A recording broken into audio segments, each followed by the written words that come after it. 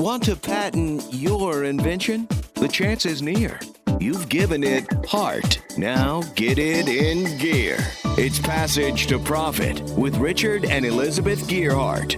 Well, welcome to Passage to Profit, everybody. I'm Richard Gearhart, and this is the Inventor Show. Gearhart Law, our sponsor, is a full-service intellectual property law firm. And I'm Elizabeth Gearhart. I work at Gearhart Law, but I'm not a lawyer. Do I know you? I think we're related. We have been doing Passage to Profit on Zoom since March, or April, I think is when we started doing the Zoom. And our wonderful producer, Noah, who we love with all our hearts and miss dearly, takes whatever we can get from Zoom and turns it into an actual radio show. So thank you, Noah. I want to thank him up front.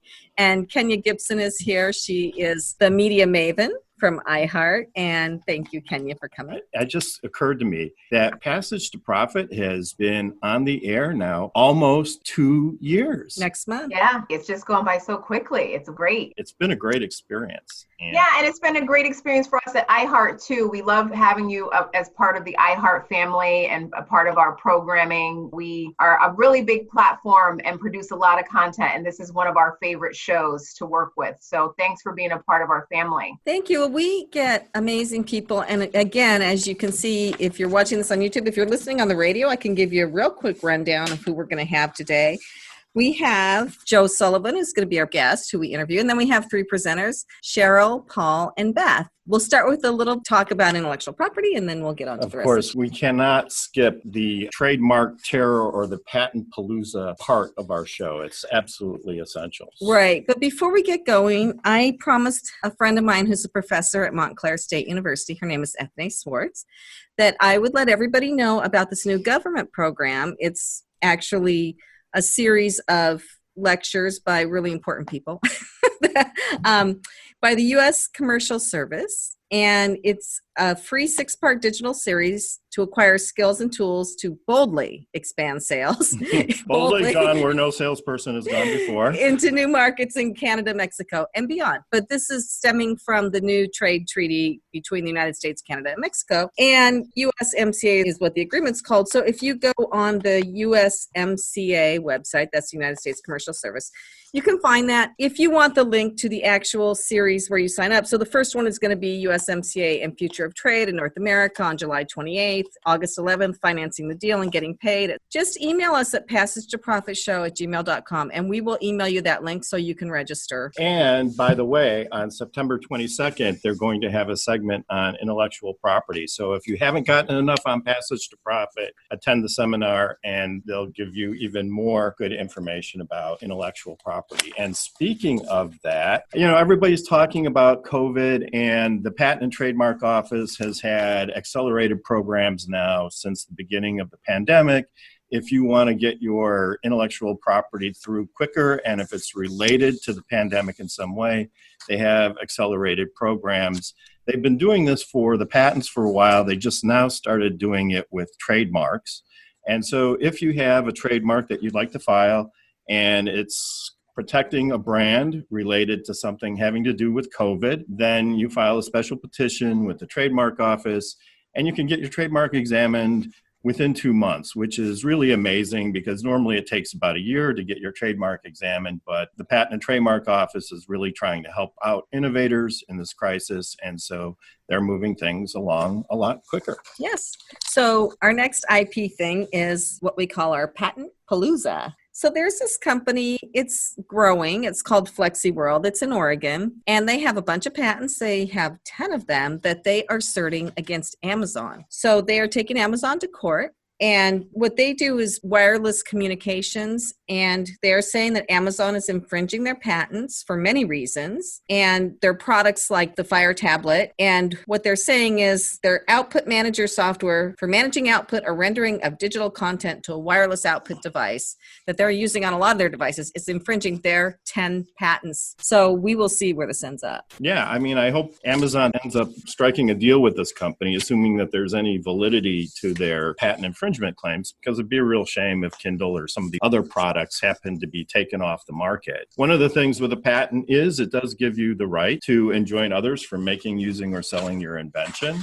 And that's a very powerful tool when it comes to marketing and maintaining your market share. On the other hand, that said, Amazon is just this huge target. It's like got a big red bullseye painted on it. They've got so much money that anybody that thinks they have a patent that's even close ends up filing a lawsuit against them. And I guess the courts will just sort it out. And I'm sure things will eventually get resolved, but we'll just have to wait and see. And we'll keep you updated on the progress there. So you're listening to Passage to Profit with Richard and Elizabeth Gearhart on iHeartRadio. We'll be back right after this message. What are entrepreneurs' most valuable assets? Their passion and ideas. We can't protect your passion, but we can protect your ideas. Trust Gearhart Law to protect your ideas with premier patent, trademark, and copyright services. There's never been a better time to start your own business. Contact us at GearhartLaw.com. At Gearhart Law, we have years of experience protecting entrepreneurs' ideas and brands using patent, trademark, and copyright protection. So if you have a new consumer product, a new software application that you're planning to build or sell, or a brand or company name that you want to protect, contact the experts at Gearhart Law. www.gearhartlaw.com. Don't let the wrong protection strategy ruin your business. All of our attorneys are passionate about protection and are licensed and qualified to represent you before the United States Patent and Trademark Office. Don't start your project without calling us first. Contact Gearhart Law on the web at GearhartLaw.com. Together, we can change the world. This ad has been read by a non-attorney spokesperson.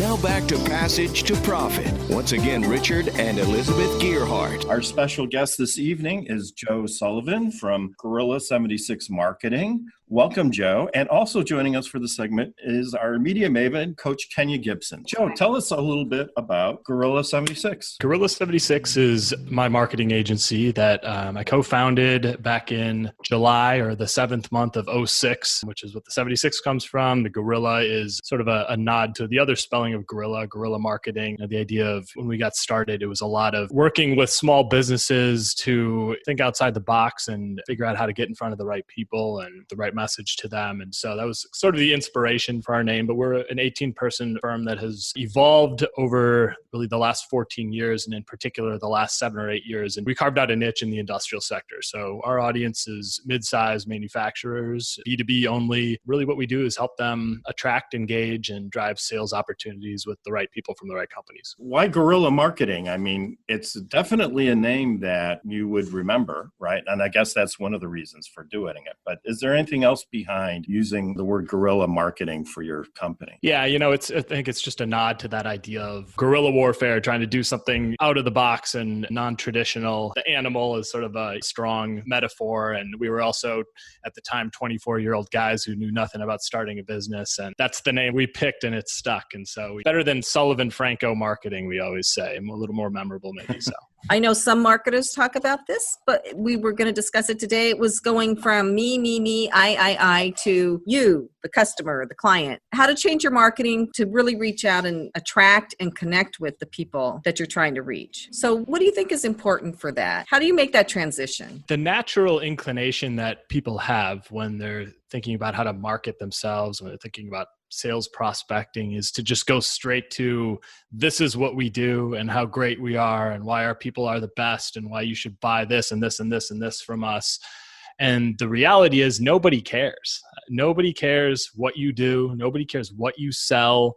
They care about themselves. They care about the problems they're trying to solve. They care about the things they're trying to achieve in their personal lives, in their jobs, and the role they have to play. And they care about the questions they're trying to get answered along the way. And so it's really counterintuitive to think, well, I'm just going to start talking about myself, right? So what we encourage companies to do and how we help them is to kind of flip that script and start with the most important buying process influencers at the right types of companies that you're actually trying to reach, and using your expertise and the collective expertise of your team to create value for them. And that's really what we believe marketing is. It should be creating value, earning trust and attention. And that's your means for starting conversations. So Joe, I work in marketing like you. And one of the things that we're seeing with a lot of the advertisers and people that we've been working with is the shift in messaging due to everything that's going on with COVID. So how are you helping the clients that you work with right now reposition themselves in the marketplace with everything that's going on.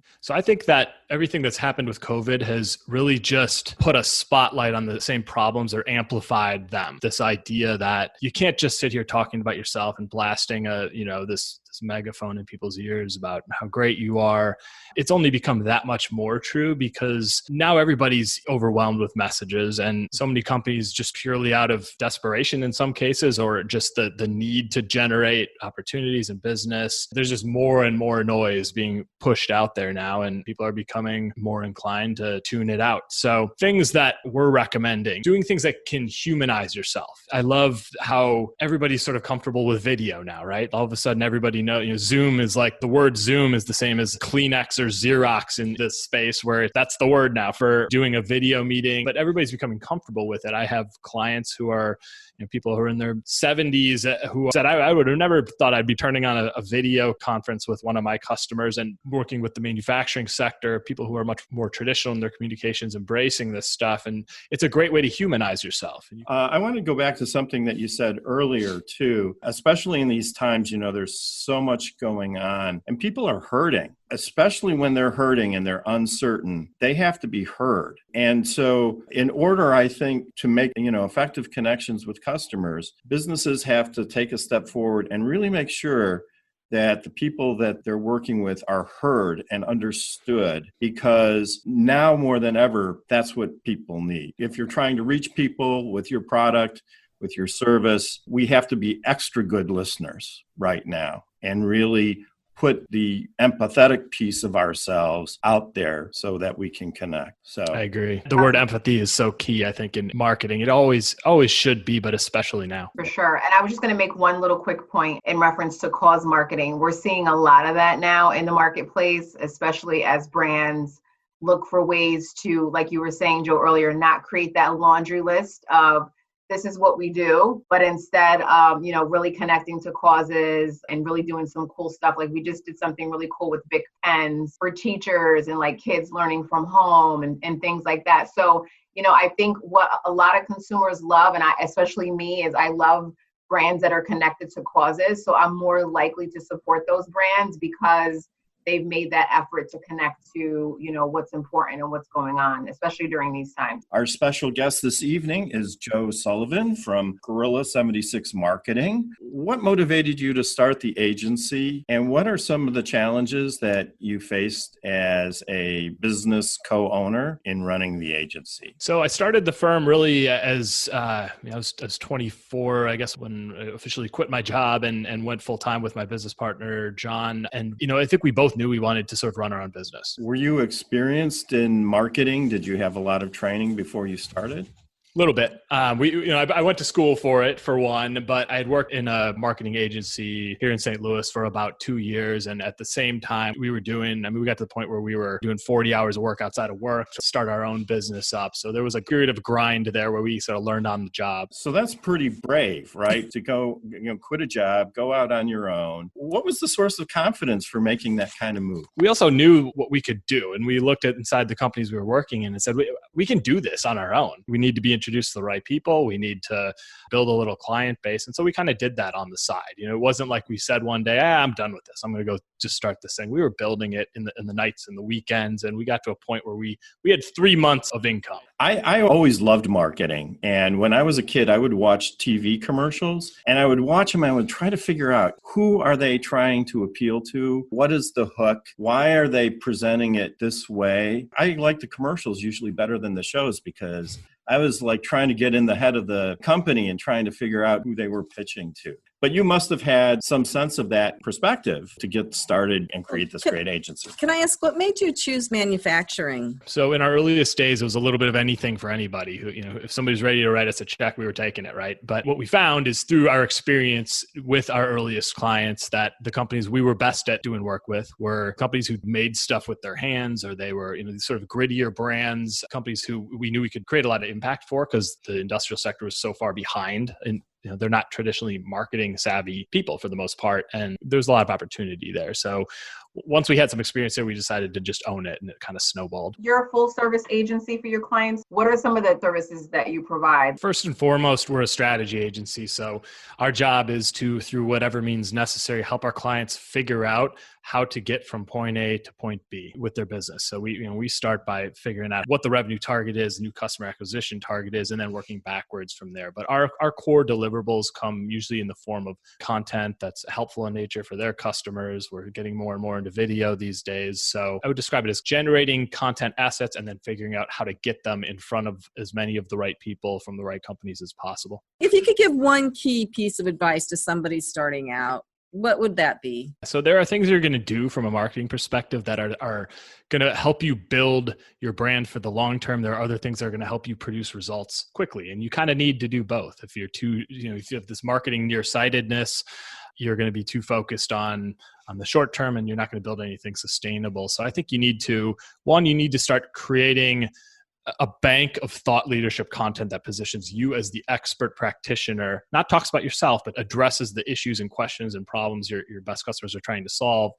And if you house that on your website and you start building authority for your website, then you can win the search engine optimization game in the long term, but that doesn't happen overnight. So that same content you can amplify through paid media, through outbound, reaching out to people and delivering that directly to them. So I think it's that combination. You're mostly B2B, right? What's kind of the difference between B2B versus B2C marketing, in your opinion? Yeah, in a lot of ways, I think B2B is, from our experience, you're often dealing with committees of buyers. You're dealing with more complex solutions that have longer buying processes. It's almost more comparable to, in the B2C world, buying a house or a car in a lot of cases where, there are a few people involved here. You're not going to just show up someday and make a purchase.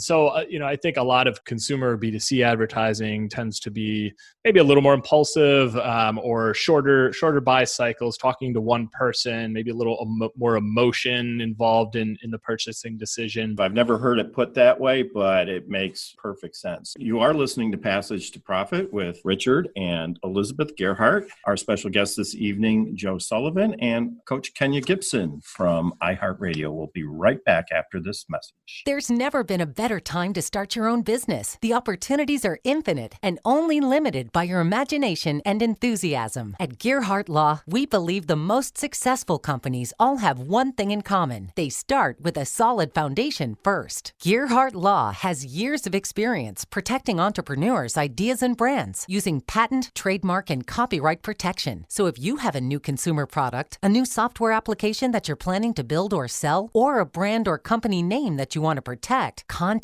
the experts at www.gerhardtlaw.com. Our professionals will create a custom strategy designed to fit your needs and your budget. All of our attorneys are passionate about protection, licensed and qualified to represent you before the United States Patent and Trademark Office. Don't start your project without calling us first. Visit gerhardtlaw.com. Together, we can change the world. Visit GEARHARTLAW.com. This ad has been read by a non-attorney spokesperson. Passage to Profit continues with Richard and Elizabeth Gerhardt. Our special guest, Joe Sullivan, and our media maven, Coach Kenya. And it's my turn to say a little bit about Fireside, the company I started last October. Fireside is a video directory of small businesses. And my vision has changed a couple times. Right now, I envision it a Wikipedia of small business using video. So any small business that wants to be on this, it's a YouTube channel and a website. Any small business that wants to be on there can. I've been conducting the interviews myself because what I found doing Passage to Profit is that for somebody to stand in front of a camera and go,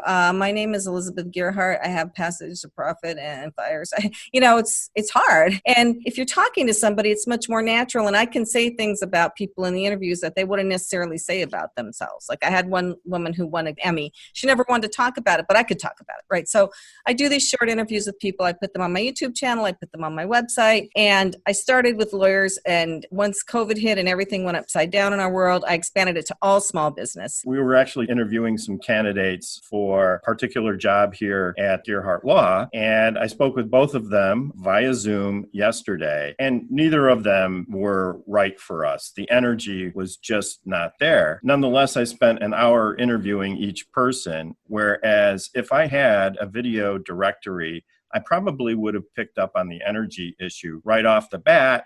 and I could have moved on to somebody who I thought would be a better fit for our organization. And in fact, I showed Richard a video of somebody I thought he might consider, and he said, that's not exactly what I'm looking for, in 5 minutes. I'm very picky, by the way. It's a great idea, and it's getting a lot of great feedback. So where can they find Fireside? Oh, it's fireside.directory, but you have to put it in the top browser bar with the HTTPS because it's so new. And it's also a YouTube channel, Fireside Directory. It's a blue flame is the logo, which my dear friend and mentor, Kenya, helped me with. She's the one who pretty much designed the logo for me and found the tagline, Igniting Connections. And if any of you want to be on the site, you're more than welcome to. So it's fireside.directory. And it's free for right now. It's free. It's free to do the video. It's free to be on the site. I'll be starting to charge a subscription fee maybe next year. We'll see how the economy is. Got a lot of people on there and I'm getting more and more. I have a bunch of interviews this week, so it's growing. Thank you for the update. And now we're on to the presenter portion of the program. Our first presenter this evening is Paul Cunningham. Paul is from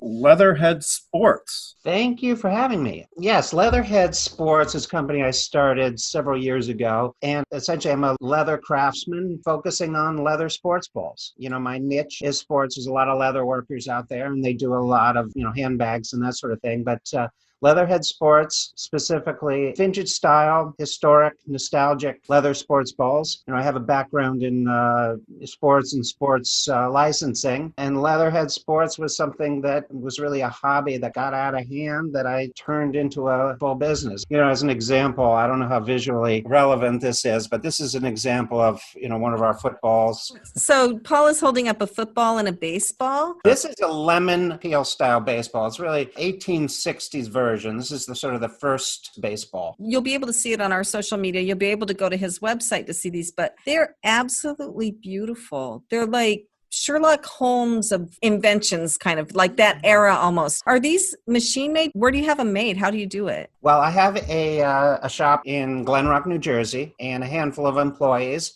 During COVID, I had to furlough people, but slowly starting to bring people back. We manufacture everything here in our shop in Glen Rock, suburban New Jersey. It's labor intensive. I buy leather from tanneries, American tanneries generally, design patterns over the years. We cut the leather and then we assemble everything here. We do a lot of custom work and, we do a lot of individual custom balls for people, but we also work with companies, corporations, and so we have a B2B and a B2C component to what we do. I have a sports radio background. I used to work with the Yankees and the New York Giants, so I have an appreciation for sports memorabilia, and I'm a big sports person. So how are people finding out about the products that you make, and how are you reaching like sports enthusiasts? I don't necessarily target sports enthusiasts per se. And when I say that, I mean the professional sports fan. The sports enthusiast that loves to play sports is really more of my customer. Over the years, I've done a bunch of different things. Started off appealing to bloggers. I got good blog coverage. My best results have always been very PR oriented. And then that kind of waned a bit. Print media was always really good about 10 years ago, but print media isn't as relevant for me anymore. Right now, I'm doing a lot with social media, specifically Instagram, because Instagram is so visually oriented. The trick for me is just to being able to evolve with the platform. When I first started, Instagram was just still photography oriented, and now it's really, it seems like the algorithm is favoring video. So my evolution from taking still photography to try and get a little more video involved is how I'm reaching people. That's great. Are these balls, are they meant to be used and played with, or are they more display items, or is it just really up to the purchaser? Great question. When I do trade shows, the question I often get is, what is it? And people recognize that it's a sports ball, but they're really asking, what's it being used for? They're designed to be played with. The leather that I use is very sturdy. It's designed to age beautifully. These are designed to be played with. I was surprised to see a basketball made out of leather like that. Do people actually use that? And what do you do, all kinds of balls? Yes, we do all kinds of balls. The football really is the most playable. The basketball, it's a Naismith vintage style basketball that, it's got a lace on it. It's a little bit heavier, definitely geared more toward display, but it certainly bounces and you certainly can play with it. I make rugby balls. I make a couple different different varieties of baseballs, a couple different sizes of footballs. We make a lot of and sell a lot of medicine balls, which have been very popular during quarantine. Yeah. Medicine balls being, big exercise balls. But that's our niche. Our niche is sports balls in the leather goods field. So what's the difference between going to Modell's and buying a basketball versus or football versus coming to, like, besides the leather, like, what are the benefits of buying one of your balls versus picking up a regular old ball to play with? Well, the first difference really, of course, is price. The stuff at Modell's is, for the most part, manufactured cheaply in China, mass-produced with cheap labor. I guess the genesis of the idea was trying to take beautiful leather and translate that into a sports ball. Use the sports ball as the sculptural form of the sports ball to showcase beautiful leather. And price, it's really expensive to manufacture this type of thing in suburban New Jersey. I'm buying the top quality leather, top quality materials. It's really rare to find this type of manufacturing in the United States. That's why I have such a tight niche. It's a niche that I largely own in the US. Nobody's really manufacturing sports balls this way. They're not standardized for competitive play, but they certainly are designed for play. I played basketball all through high school. It was like my life growing up. I love the vintage side of this. The leather ages beautifully. It develops a patina over time. And that's really only going to become evident when you play with it. A standard sports ball is not going to age the same way. These things really are about connecting, like a grandfather may buy one so that he can have a catch with his grandson. I designed them a little bit smaller for sort of universal use. I want everyone to be able to use these things. And it's really about connecting people. What kind of custom orders do you get? Because I see you said you do a number of custom items. What do people want? How do you customize it? Lots of ways. Sometimes it's simple. Sometimes it's a monogram. Sometimes it's a corporate logo. Every time I do a new design, it's a big process. Rescaling, you've got to design patterns, you got to get cutting dies made. If I'm going to do a new ball or a new size, I have to balance that with if I think the market exists for it. So, Paul, just speaking of the market really quick, because of everything that's going on with COVID, families are spending a lot more time together. People are being a lot more recreational. I actually went and bought a bike a few weeks ago. I haven't owned a bike in a long time. Are you finding you're benefiting from sales because people are more looking for regular recreational opportunities to stay active and spend time together? Hugely. I mean, oddly enough, my April sales were the best that I've ever had. I think there's a sense of nostalgia. In uncertain times, people gravitate toward nostalgic things. I sold a lot of medicine balls because people were working out at home. And there's no question this quarantine has been a real boost for my business. It's kind of two sides to that, though. I had to let go and furlough my people for several months. So, I was doing all of the work myself. But business was way up. It's been really fascinating to see that. If you want something made in the USA, handmade, it sounds like a lot of times, custom made in the USA, here in New Jersey, Leatherhead Sports. Go there. I think it's an excellent gift for a sports fan who you don't know what to get them. Like, this would have been great for Father's Day for some people, and birthdays and football season. You can get somebody, and they are beautiful. I've been to the website. They're gorgeous. So leatherheadsports.com. Thank you, Paul. Thank you. Thanks for having me. And we'll be back with another presenter right after this message. Hi, I'm Lisa Askley's the Inventress, founder, CEO, and president of Inventing A to Z. I've been inventing products for over 38 years. Hundreds of products later and dozens of patents. I help people develop products and put them on the market from concept to fruition. I bring them to some of the top shopping networks in the world: QVC, HSN, eVine Live, and retail stores. Have you ever said to yourself, someone should invent that thing? Well, I say, why not? Make it you. If you want to know how to develop a product from concept to fruition the right way, contact me, Lisa Askley's the Inventress. Go to inventingatoz.com, inventingatoz.com. Email me, lisa@inventingatoz.com. Treat yourself to a day chock full of networking, education, music, shopping, and fun. Go to my website, inventingatoz.com. Now back to Passage to Profit. Once again, Richard and Elizabeth Gearhart. Coming up next, we have Cheryl, and Cheryl is going to be talking about the Panic Aid. And Cheryl, you have 2 minutes. Go. My journey's been a long one. Personally, have suffered from panic disorder for 28 years. Son inherited, but at the time I didn't know what to do about it.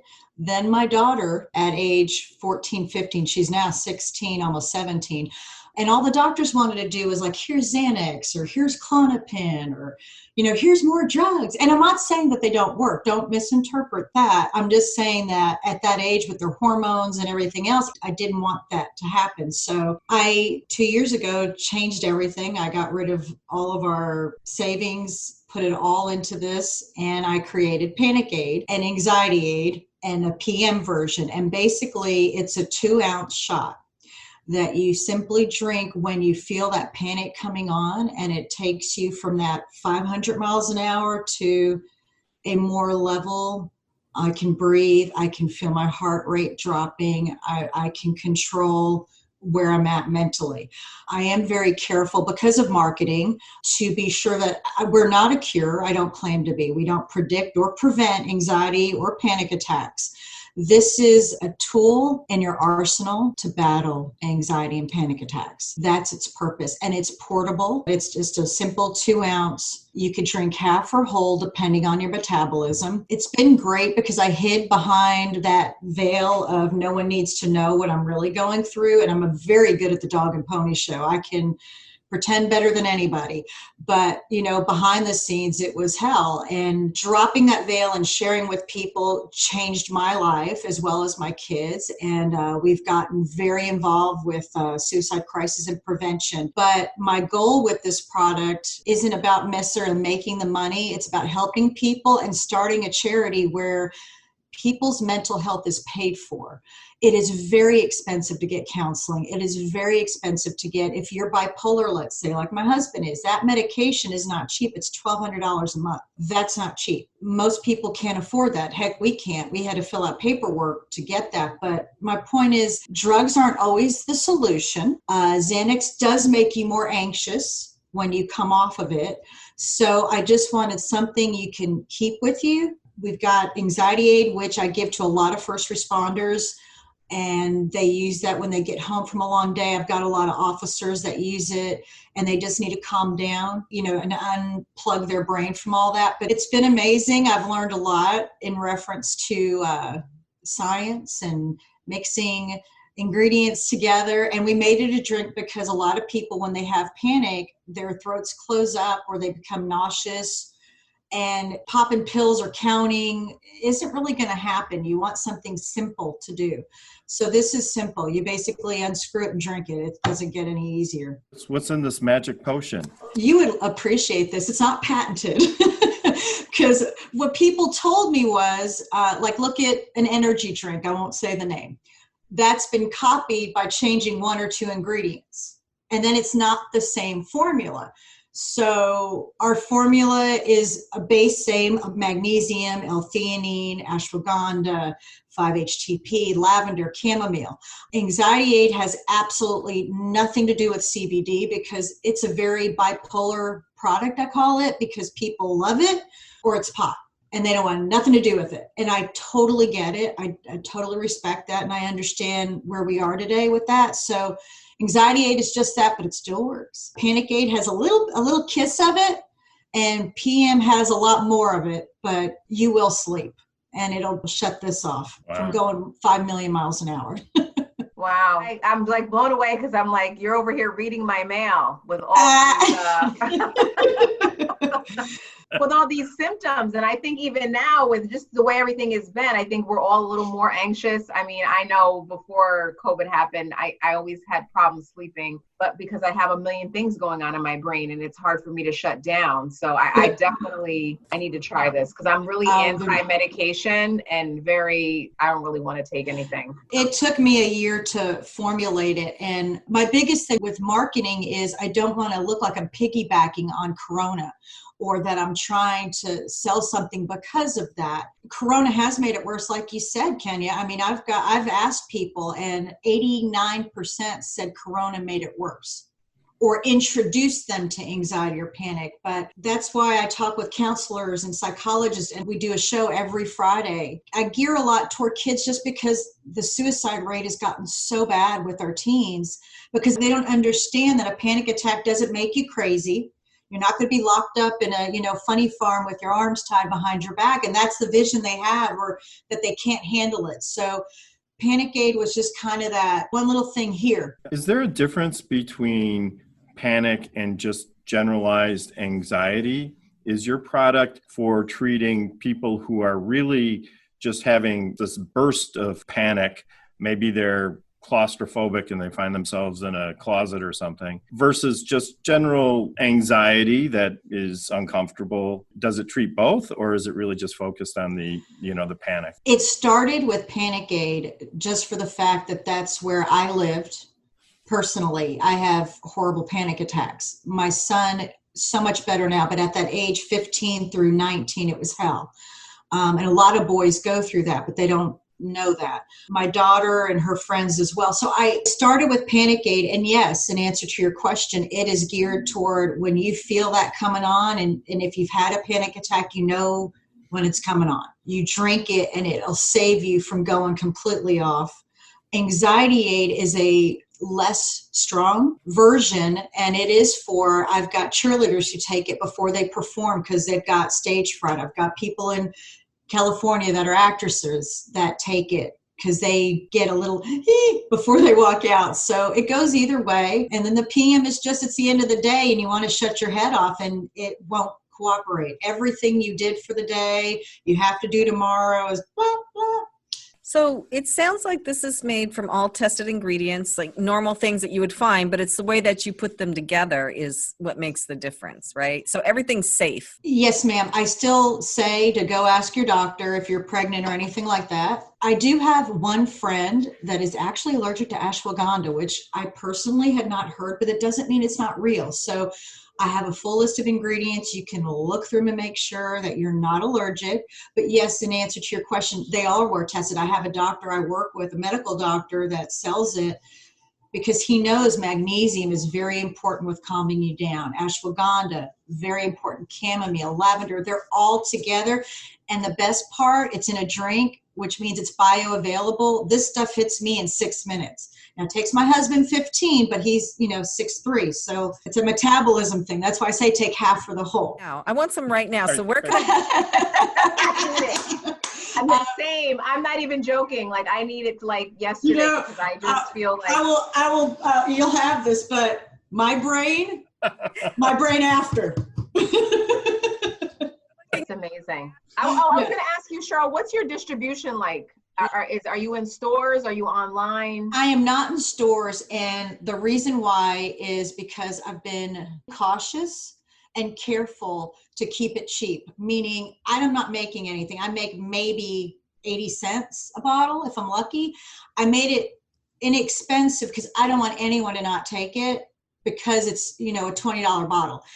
Anxiety Aid's $4.99, Panic Aid's $5.99, PM $6.99, and I'm still trying to work that down lower because I don't want anyone to not be able to get it. And I've given away tons more than I have sold. Cheryl, where do we buy it? You can get it on panicaid.com, and it's aid with an E. You can get it on Etsy, and you can get it on Amazon. We're even on Amazon Prime with Anxiety Aid. So it depends where you're at. You can read our reviews. I'm very transparent with our story. I am not good selling me, but I'm great at helping others where they're hurting. That's how I put the face on it. I have people tell their story of how it helped. So you can find this PANICAIDE. So that's the E at the end. Don't leave that off. Panic Aid. You'll see it on our website, and I'm going to go buy it after we're done.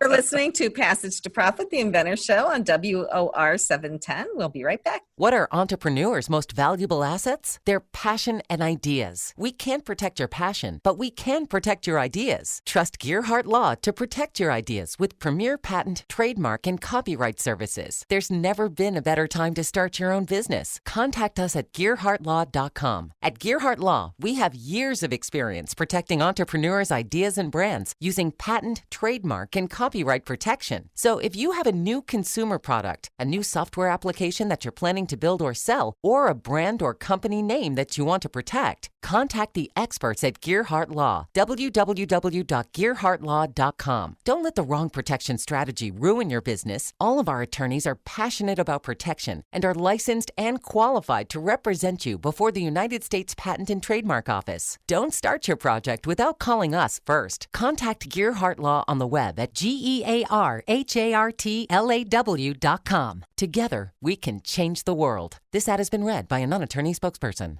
Passage to Profit continues with Richard and Elizabeth Gearhart. So if you are just tuning in, this has been just a great show. Marketing expert, a couple of really unique, incredible products, and we're on to our last person who is amazing. You can't miss that, of course, but the podcast comes out tomorrow. So catch the podcast if you missed the show. But I am so happy to be able to introduce now Beth Neidig. Welcome, Beth. Tell us about what you do. Hi, thank you so much for having me. I'm so excited to be here with you and with everybody. It's been great. And we're going to switch gears a little bit because I talk about cocktails. I've been in the health and wellness industry for about 15 years, a food blogger. I've been a Dr. Oz blogger. I've been in plenty of magazines. 2017, I decided to write a book, and it's all about healthy cocktails, taking your favorite cocktails and remaking them with nutrient-dense ingredient, herbs, spices, fruits, and vegetable juices, all healthy, whole foods to not only notch up your nutrition, but make you feel good after you have a cocktail. Because we know that dreaded hangover is not where we want to end up. So cocktails have alcohol in them, right? These are not regular cocktails, like your regular Bloody Mary, your regular mojito, whatever your favorite cocktail is, just remade with whole, fresh, real ingredients so that the nutrients are going into your body no matter what you're doing. I always say you can, work out at the gym all week, do really well at the table, but if you're drinking 3 margaritas on the weekend, you've ruined everything you've done. great advice. So give us a little flavor of some of these cocktails. Well, my favorite cocktail is the Day Drinker, which is great during Corona. It's sage, lemon, grapefruit, gin. So it's got that great citrus. So you do have you have the vitamins from the citrus. Sage has great antioxidants in it. Grapefruit, as you know, is great for detoxifying. And then gin, which is made from herbs and spices. So it all works together in moderation. So what you do is add back some of the vitamins that the alcohol makes us leach out when we're drinking it, processing it, I should say. Yeah, it's no processed cocktail. So if you're drinking a cocktail maybe with blue curacao in it, or even the triple sec, or even the simple syrup they put into it, if you recreate that with a honey syrup or different herbs and spices, you can have that same great taste and really enjoy that cocktail, and knowing that you're not putting any dyes or any chemicals into your system. It's a real difference if you're leading a healthy lifestyle, because I've been in nutrition and helping people with their wellness for a long time. And the question I would always get was, well, I'll eat my salad, I'll have my chicken breast and whatever they're doing, but when can I have a cocktail? And that's really what inspired the book. I have a co-writer with me on the book, and that's what inspired us, was to help those people who are being healthy to continue being healthy, just in a slightly different way. So now you can drink your salad and get your cocktail on at the same time. Exactly, Kenny. Got it. And it's really fun talking about cocktails. And I really talk a lot about how I got the book made and the persistence and perseverance it took within myself to get it made. And I work a lot with small businesses on their media and publicity. As a result from really just having the book published, how I got it published with no social proof, without 50,000 followers, and the journey that took me to be in Good Housekeeping, be on morning television shows, and to be featured in the Oprah magazine. What's the name of your book? It's called Clean Cocktails, Righteous Recipes for the Modern Mixologist. One of the things that makes our book different is that you can find every ingredient in the book in your local bodega, grocery store, corner store. That was really important to us. Are you doing a podcast or a show or anything? I've been recording. It hasn't been released yet. Are you calling it Righteous Recipes? Because I think that's like an amazing name. If you haven't trademarked it, you might want to talk to Richard. Yeah, you should definitely talk to Richard. Absolutely. So do the cocktails really taste different because they have healthier ingredients? Is that a noticeable difference in flavor from sort of the old cocktails, the old standard ones? 1,000%. They're crisper, they're cleaner. And also when your brain's in it, when your head's in it, your mindset's in it, that you're doing something better for yourself while drinking the cocktail. And we talk a lot about the community around cocktails, experiencing the cocktail, not just downing a couple of vodka sodas. There's a big difference between really enjoying your cocktail, looking at it, having a real garnish on it, understanding why you have a garnish on it, but really experiencing the pleasure of having a cocktail with a friend or by yourself. But I want to also highlight that in the book, we have a whole chapter on mocktails. So you don't need to be a drinker to partake in the clean cocktail revolution. So are you selling the mix itself? Just the book. You can make your own honey syrup. You can make your own jalapeno syrup or your own bitters. It's really easy. And my focus on being in health and wellness was getting you to do those little simple things to really upgrade yourself and not be handed it. So what about calories? Well, if you would get a margarita at a chain or even a regular restaurant where they use the mix, there could be between 50 and 75 grams of sugar. I don't know about you, but I don't eat 50 or 75 grams of sugar in a day. So having one cocktail, that's a lot. The cocktails that we make, it's under 10. So you're taking out the high caloric ingredients and putting other ingredients in that are low calorie. You know, sage, grapefruit, and lime and lemon don't have a lot of calories. And you're only using, if you're making a cocktail, you're only using about 4 to 6 ounces of drink itself anyway. Most of the calories in a cocktail come from the alcohol, right? Or is it 50-50? We want you to use vodka, gin, tequila, and bourbon. Those are the 4 low-calorie spirits. If you're using rum or something in that vein, rum is made from sugar, so that's high sugar. So we don't recommend using those spirits. The spirits that I personally like is tequila and gin, and those are the lowest with the highest nutrient value in them as well. I think it's really interesting how you've been able to build this publicity for yourself organically. It sounds like I'm just kind of curious if you could touch on a few ways you've done that, because I think it's something that a lot of small business owners are facing. How do we get out there? Thank you so much. And that's what I coach people on is how to really do that. First, we start in collaboration. There is somebody in your, I used to say Rolodex, that's aging myself, but in your list, in your contact list that knows somebody in media. I don't care where you live, where you come from, you know somebody that can help you. So like when I first started doing the book, I literally put on my Facebook page, who knows somebody at NBC in New York City? People want to help. So just enrolling your audience in what your goals are and asking for that, it gets laid out in front of you. It really does. It's the magic that I've seen happen for people that work with me is that things just happen or opportunities come from different opportunities. And if you start with that collaboration and wanting to bring success to everybody, it really, really works. That's one. And really putting yourself out there on social media and telling your story. Like Joe, you're talking about before, I'm telling my story of how I'm creating my business, but I'm bringing you along for the ride and I'm asking your opinion. And I'm even sometimes asking for your help. So now we're a community of people who have small businesses who are trying to be successful together. That's really great. I love your approach. I think if you want something, ask for it, and putting it out there like that is perfect. It's obviously working. I did send about 100 emails last week and following up. Wow. It's about that hustle. And in the meantime, I'm really trying to get the word out about increasing the nutrients in your cocktails is a smart way to go, especially since COVID. We're calling it #cocktails against COVID.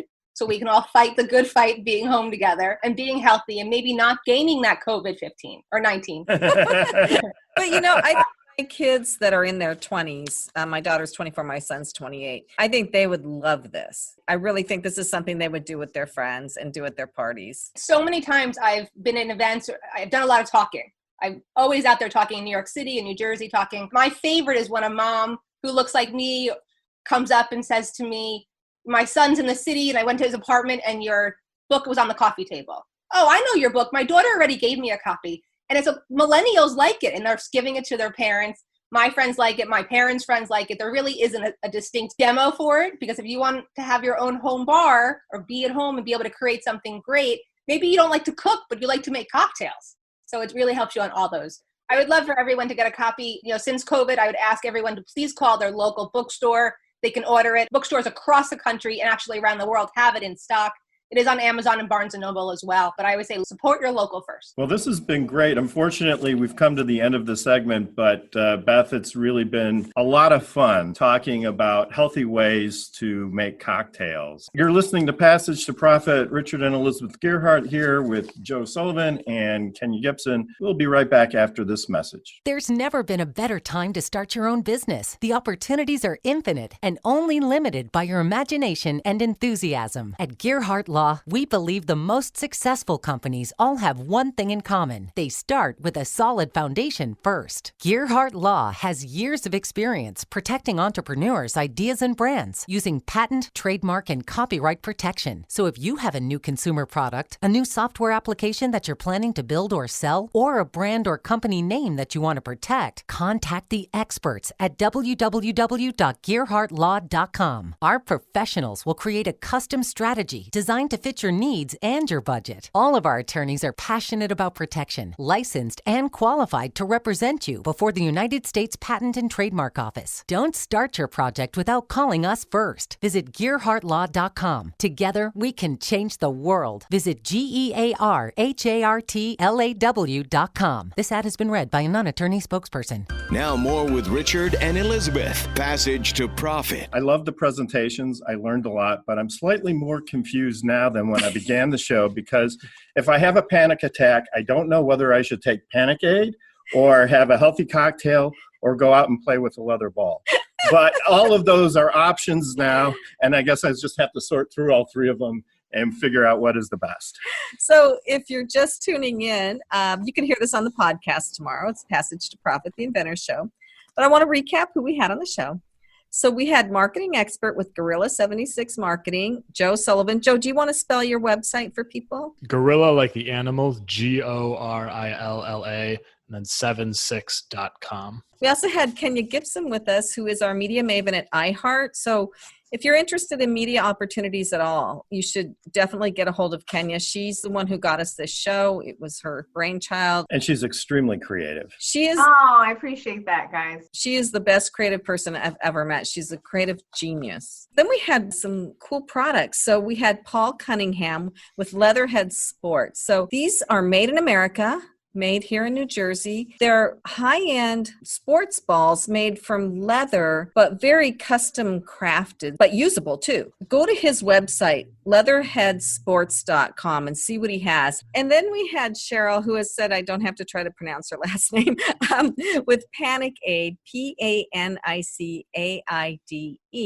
So she has 3 formulations of all safe ingredients for people who experience panic attacks and anxiety. And it's really helped her. She has a lot of anecdotal evidence about how these things have really helped people regain control of their emotions. And great Amazon reviews too. Definitely check it out if you're looking for ways to treat panic. And then if you like to drink, but you don't like to drink a lot of sugar or a lot of unhealthy stuff with your alcohol, we have Beth Neidick at BethNeidick.com, and she has recipes for cocktails that are actually healthy, which I'd never even thought about before. But instead of like taking these sugary mixes full of all sorts of chemicals you've never heard of and dumping them in your alcohol, you make the drink yourself with things that are from the grocery store that put nutrients back into your body instead of sucking them all out. Yeah, I mean, healthy cocktails. I think medical studies show a few drinks a day are actually good for you, and these will be even better for you. So lots of exciting recipes to try. And she has a book. So what was the name of the book again? Clean Cocktails, Righteous Recipes for the Modern Mixologist. Thank you all for coming. You can join us next week for another Passage to Profit show with another excellent speaker and more incredible products and companies you wouldn't have heard about maybe anywhere else. You never know what you're going to get on Passage to Profit. And if you want to be on the show, you just need a good microphone and a good connection to the internet and headphones preferably, because we have to have good sound quality. Can't go on the radio if it doesn't sound good. But come on, if you have a product, email us at passagetoprofitshow@gmail.com. And don't forget to like us on Facebook, Instagram, and Twitter. This is Richard and Elizabeth Gearhart on iHeartRadio, WOR 710,